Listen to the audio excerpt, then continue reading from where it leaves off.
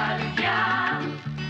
Son 3 décadas de destierro y desunión. 30 años de duro exilio, extranjero domicilio. Qué pena de son que canta, errante generación.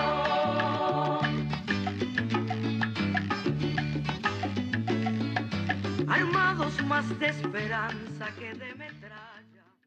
Saludos amigos de Cuba y su historia, parte de la programación en español de la WLRN, Canal 17, Televisión Pública. Mi nombre es Alberto Müller y en el día de hoy vamos a tratar de concluir un tema que es inagotable, yo diría que es casi infinito.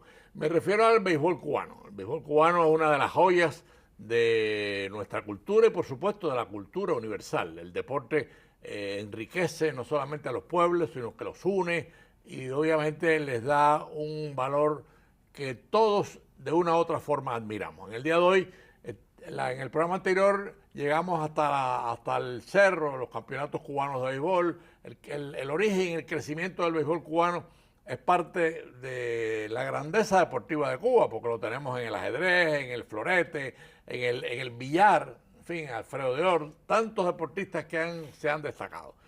En el programa anterior nos escribió un oyente, yo quiero hoy, en cierto sentido, porque nos dijo que no habíamos mencionado a Amorós. Figúrate usted, efectivamente no lo mencionamos, porque si mencionamos a todos los deportistas que de una u otra forma se han destacado, hay que abrir una enciclopedia y nos demoramos horas. Este es un programa de un tiempo y tenemos que limitarnos a ese tiempo. Amorós fue no solamente un gran deportista cubano, sino que decidió el séptimo juego, creo que era el séptimo juego, tú me apoyas en eso después, entre los Yankees y los Dodgers, con una acogida fenomenal que todavía está grabada en la historia y por supuesto creo que hizo un doble play.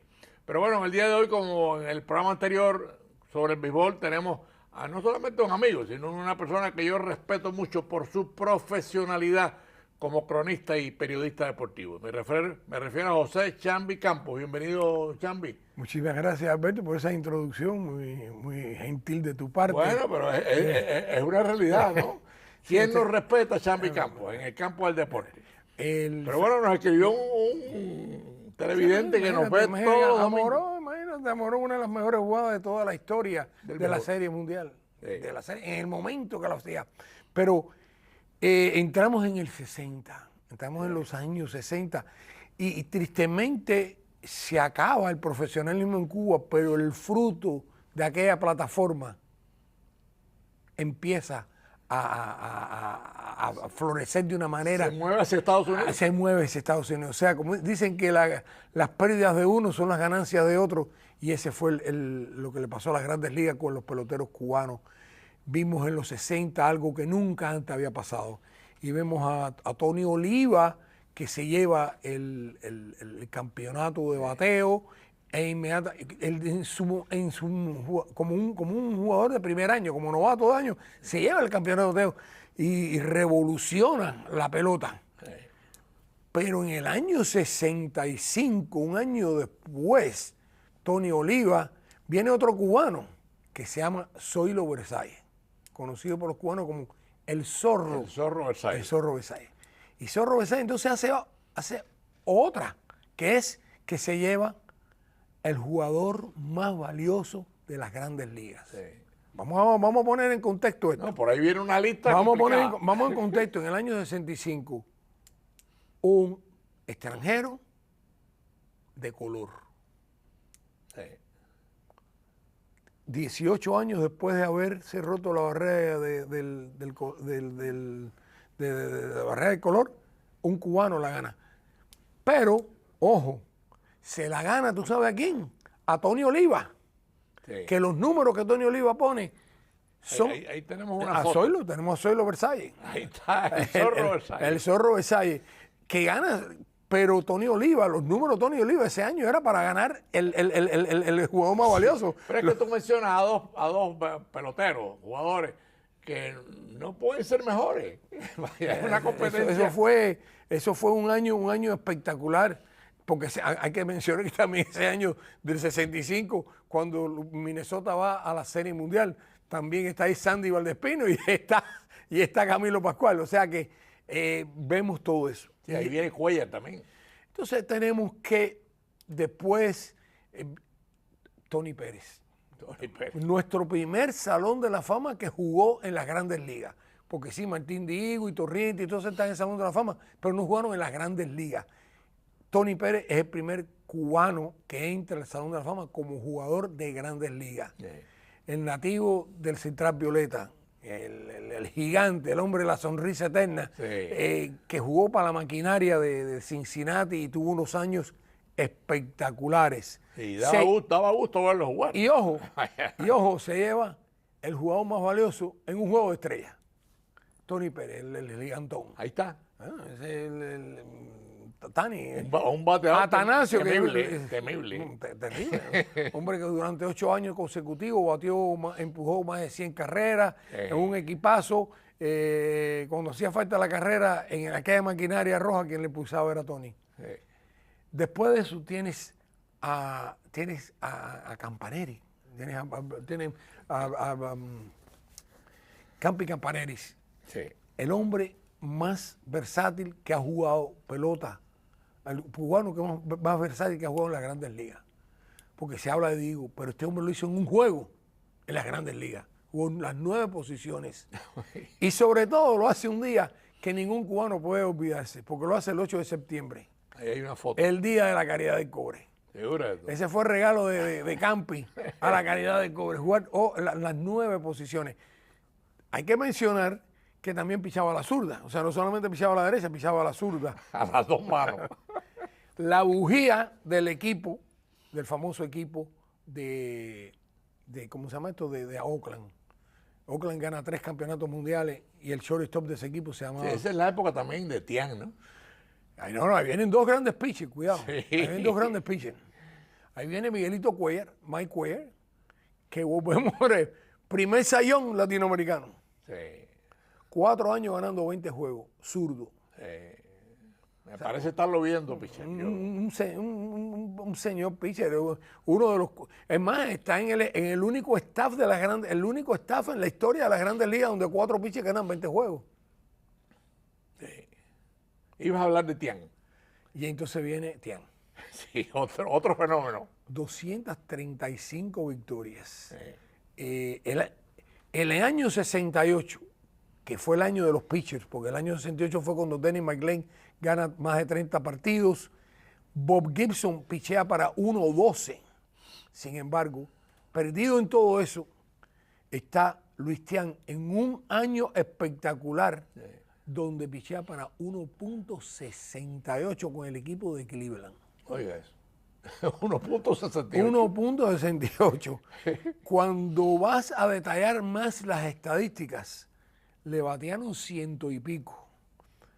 Cuando vas y detallas más todavía los derechos le daban un hit cada 10 veces al bate. Sí. O sea, cada 10, o sea, ahí Sí, está. que era un dolor poderle batear. Sin duda, y debe estar en el Salón de la Fama. Y yo espero que el año que viene, no este año, que el año que viene, cuando él entre con el grupo, le den su merecido. Es más, si yo te digo, Alberto, ¿quién tiene más lechadas? ¿Bob Feller o Luis Tian? El 99% de las personas te van a decir Bob Feller, porque Bob Feller fue un gran pitcher en el tren. Sí. Sin embargo, Tian tiene más. Tian tiene más. Sí. Y lo triste de Tian es que Tian tiene una lesión y tiene que rehacerse de nuevo. Se va a México y regresa. Sí, a los amigos televidentes, compréndanos que no podemos mencionarlos a todos. Porque inclusive en este programa queremos saltar a las Grandes Ligas posteriores e inclusive queremos llegar a la Serie del Caribe para un poco hablar de ella. Pero bueno, vamos a adelantar porque las Grandes Ligas... Y entonces después, también en 70 sale un muchacho que no tiene mucho, no tuvo años en las Grandes Ligas, que es Oscar Zamora. Pero ¿por qué Oscar Zamora se menciona aquí? Bueno, Oscar Zamora es el primer pelotero cubano en el exilio que firma. Vino aquí a High School y firmó, pichó para los Cachorros de Chicago y pichó para Houston. Sí. Le tomó 9 años, pero llegó. Entonces, ya después de eso viene un impasse donde ya el cubano no está saliendo de Cuba. Claro. La pelota cubana se acaba y viene una segunda parte. El cubano dice, bueno, me tengo que ir de Cuba si quiero triunfar. Y empiezan a llegar viejos, porque vamos, ahí está Oscarito Zamora, que es el primero que firma en el exilio después de high school. Sí, pero ahora viene una generación de peloteros. Porque después de eso no hubo nada. Entonces rompe la barrera Arocha. Ay, Podemos decir Garbey, pero Garbey vino cuando el Mariel y lo encontró, que es otra historia interesante. Sí, sí, es, sí. es encontrado en un centro esto donde mandaron a los sí, cubanos. ese es Arocha, René que es el primero que se va y que dice, no me, ya viene viejo, pero así todo. Así todo triunfó. Triunfó con los Cardenales de San Luis, como que no. Después de Arocha vienen otros jugadores como Ordóñez, esto y lo otro, pero vienen dos hermanos que sientan una pauta. Sí, marcan una época. Y me refiero que a los 16, 17 años de Cuba sale Liván Hernández. Sí. Liván Hernández, hijo de un pelotero que supuestamente era uno de los favoritos del régimen de Cuba, y se le va. Yo comparo a Liván con la salida de la hija de Stalin, cuando Stalin la hija de Stalin, que le hizo mucho daño. Sí. Liván viene aquí, muchacho joven, muchacho con unas cualidades tremendas. Sí. Y es primero, ¿y dónde lo escogen? Viene para Miami. Porque Simpático, además. pudo haber ido a California, pudo haber... Y gana. Entonces, es un tipo jovial que gana. Yo creo que esa es la foto de él. ¿Cómo no? Sí. Ahí está Liván.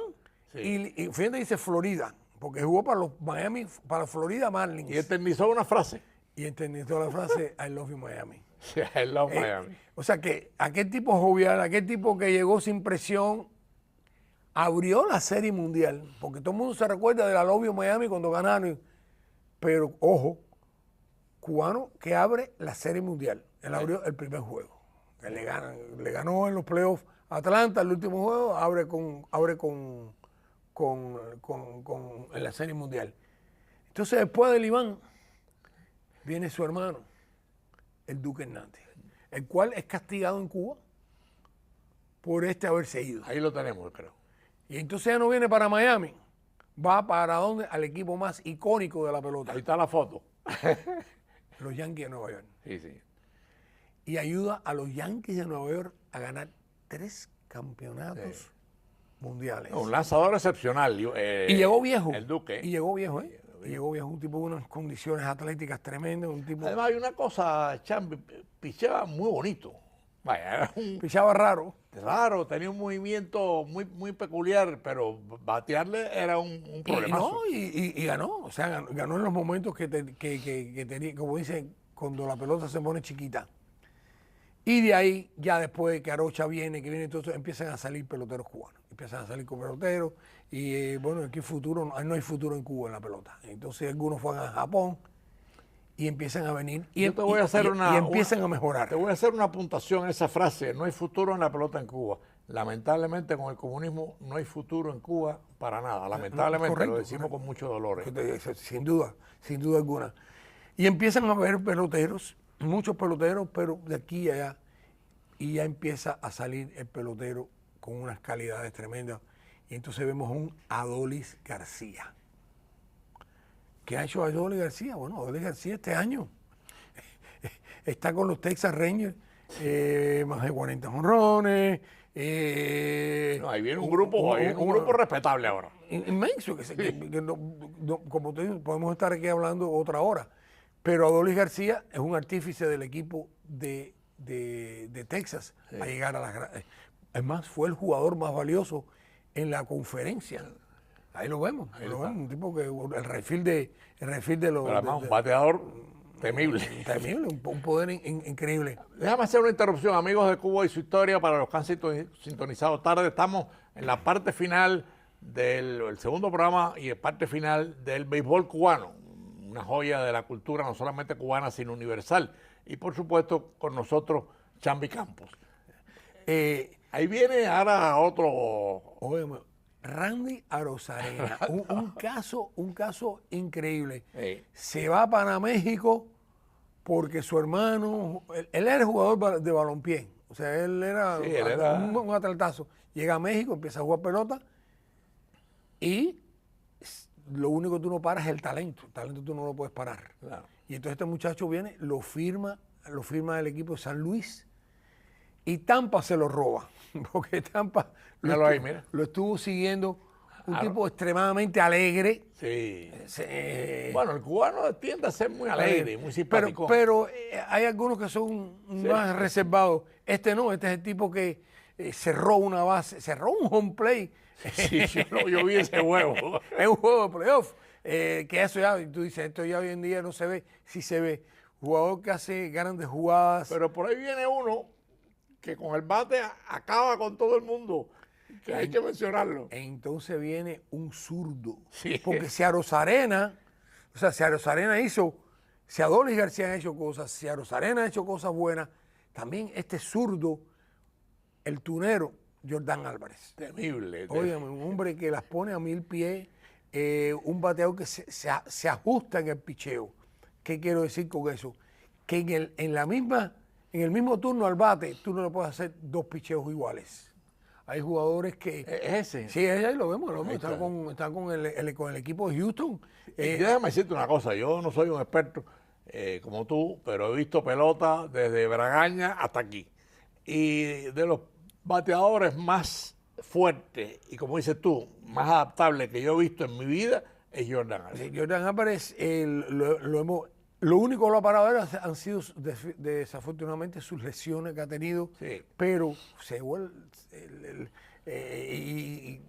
un año espectacular, un juego, tuvo una serie mundial buena cuando perdieron con Atlanta y tuvo una serie espectacular cuando ganaron contra Filadelfia, que dio los batazos esos descomunales contra zurdos, o sea, lo mismo le batea el derecho que le batea al zurdo.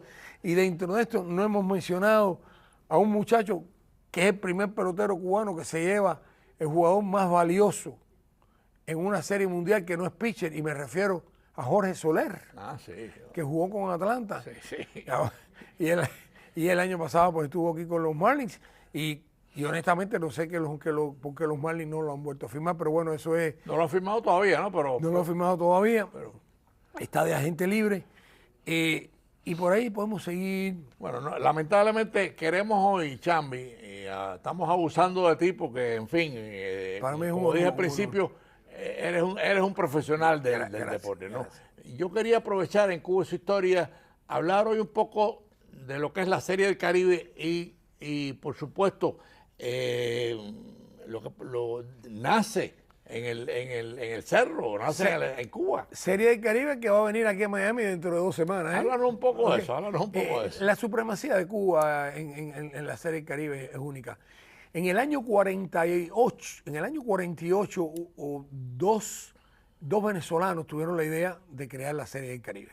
Estamos hablando Oscar Prieto y se me olvida el otro venezolano. Y se encuentran aquí en Miami con Fausto Miranda y Fero Ramírez. Figúrate tú. Que le dan la idea, mira que tenemos esto. Y ellos le dicen, nosotros somos periodistas, no somos, ustedes tienen que ir a Cuba a hablar con las personas que son los que están encargados de eso. ¿Por qué no hacemos una reunión? Y ellos van a Cuba. Y ahí está. Que eso es otro programa. Pero yo te voy a hacer una interrupción porque, aprovechándote, hay un preámbulo de la Serie del Caribe, que es la Serie Interamericana. Sí, la serie, es lo que había una serie interamericana, la pelota cubana, el amateurismo cubano es totalmente diferente, porque el amateurismo americano es colegial. En Cuba el amateurismo era quien no firmaba profesional. Y entonces Cuba tuvo un gran amateurismo en los años 40, empezó la serie esta de la serie latinoamericana, que es donde estos venezolanos dicen, tú sabes qué, vamos a llevarla a la Serie del Caribe, y ahí es donde comienza. Ah, bueno. Comienza en el año Si el 49. béisbol cubano es fuerte, es fuerte porque el béisbol amateur lo Totalmente. enriquece. O sea, lo que te digo, había había un seguimiento, era juvenil, era amateur y eras profesional. No podías ser profesional sin haber sido nada. Han habido casos, pero bueno, no, eso no vamos a hablar de esto ahora. Cuando la Serie del Caribe comienza en el año 49, Cuba es la primera, Cuba es la anfitriona y gana el equipo Almendares, con Fermín Guerra manejándolo. Se juegan 12, porque sabemos que en el año 60 se paró el profesionalismo en Cuba, y cuando se acabó el profesionalismo en Cuba, se acabó la Serie del Caribe, esa primera etapa. En esos 12 años, Cuba gana 7 campeonatos. Pero es aquí. En la primera parte de la serie. Pero esta es la parte interesante. Los 4 equipos cubanos del Champions, el Habana, el Almendares, el Marianao y el Cienfuegos, ganan la Serie del Caribe. ¿Qué te quiere decir eso? Que la serie, que era una competencia durísima cuando los 4 equipos, porque tú ves hoy en día que un equipo mexicano sale y siempre es el mismo equipo mexicano. Los Cangrejeros Santurce, los Cangrejeros Santurce, los Cangrejeros Santurce. En Cuba no, en Cuba salió, los 4 equipos fueron campeones, no solamente los representaron a Cuba, fueron campeones. Y cuando tú te pones a ver los 2 equipos más famosos de Cuba, el Habana y el Almendares, porque si te hablan, fueron los que menos campeonatos ganaron, porque el Almendares, perdón, el Cienfuegos y el Marianao ganan más que ellos. Sí, ganan más. O sea, es algo, una pelota muy fuerte, muy fuerte, muy fuerte. La pelota para, la Serie del Caribe para en ese momento, y Bobby Maduro en el exilio empieza una campaña férrea diciendo, eso en el 70. En los 70, diciendo, señores, no puede pararse, no, pero es que en Cuba no está y no tenemos equipo. Y al final, después de tanto machacar de Bobby y muchas otras personas, pero Bobby era la voz cantante, en el año 70 se reanuda. Le dicen, pero Cuba no está, dice, no importa, vámonos. Y van con 3 equipos. Venezuela, República Dominicana y Puerto Rico, que eran los que originalmente, Panamá. México no jugó. En México, no, México entra después. Y esa primera Serie Mundial del Caribe la gana un manager cubano, Patato Pascual. O sea, que ya Patato, ya fíjate, toda esa época, ya lo vimos como pelotero, lo vimos ahora como manager, y gana la Serie del Caribe. Ya después de eso, la Serie del Caribe, cubano participó en el año 2014 y la ganó. Sí. Porque decían, o sea que, si la Serie del Caribe, la cual se va a llevar a cabo en Miami, como digo, ahora viene la tercera etapa de la Serie del Caribe. No, la segunda que ha seguido, pero bueno, sí puedes llamarle una tercera, donde va a haber ahora 7 equipos, porque Colombia no quiso venir.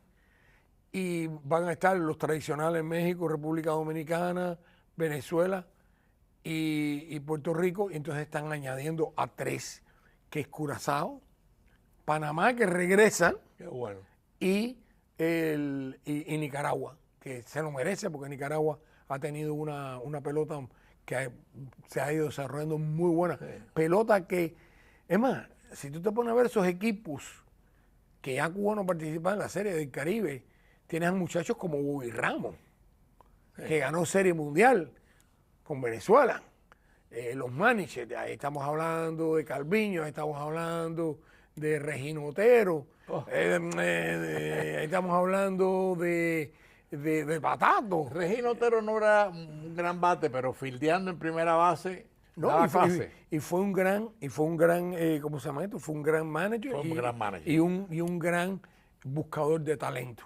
O sea que hablar de la pelota cubana, y eso que hemos pasado por alto. Hemos dado saltos. No hemos hablado de lo que fue los 10 hombres del Vedado Tenis que compraron a Almendares. No estamos hablando de Bobby Maduro, no estamos hablando de Marito Acosta, no hemos hablado de Pequeño. Hombres que enriquecieron y impulsaron. Que no jugaron pelota, pero sin ellos no hubiera existido este gran béisbol. Por eso la caña, el ron y la pelota. Mira, hablamos de la cultura. Yo recuerdo una anécdota que tú la conoces. Cuando ganaba el Almendares, por ejemplo, en el Cerro, salía la comparsa del Alacrán por toda la calzada y se acabó. Ahí, no, ahí paraban los trenes, el tránsito y a celebrar el triunfo de la Armendáriz. Pero bueno, yo en los minutos finales quería preguntarte algo porque es significativo y es, en la última Serie Mundial, los cubanos de una u otra forma se destacaron y casi la hicieron. Mira, en los playoffs, en estos playoffs hubieron 10 cubanos. Hubieron 10 cubanos. Vimos que Tampa traía 2, a Rosarena, Yandy Díaz. Vimos que Texas, que eventualmente gana la Serie Mundial, trae a Dolis García y al misil Harold Chapman. Por el equipo de Arizona, que también estuvo en la Serie Mundial, estaba Lourdes Gurriel Jr. Baltimore trajo a Yenier Cano, a Sionel Pérez, que no quiero dejar a ninguno, Raizel Iglesias con el Atlanta.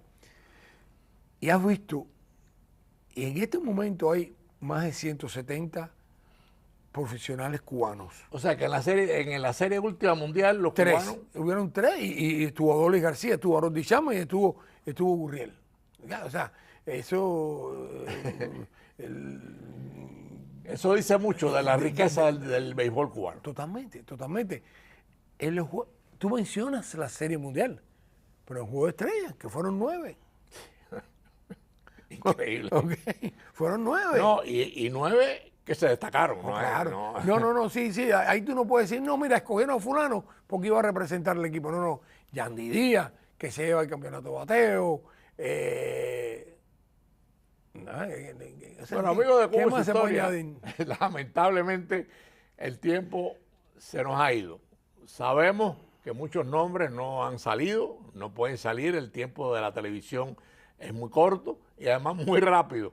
Pero le agradecemos a Chambi Campos que nos haya acompañado en estos 2 programas. Este es el último sobre el béisbol y por supuesto seguiremos hablando del deporte cubano porque si algo enriquece la belleza de un país y la grandeza es el deporte. Gracias, Chambi, por habernos acompañado en este... Para mí es un placer el estar aquí con ustedes y traer lo que he leído. Lo que sabes del deporte. Amigos, nos vemos el próximo domingo a las 4:30 de la tarde y gracias a Chambi Campos por ayudarnos a llevarles a ustedes la grandeza del béisbol cubano. Meses de nostalgia, son 3 décadas de destierro y desunión.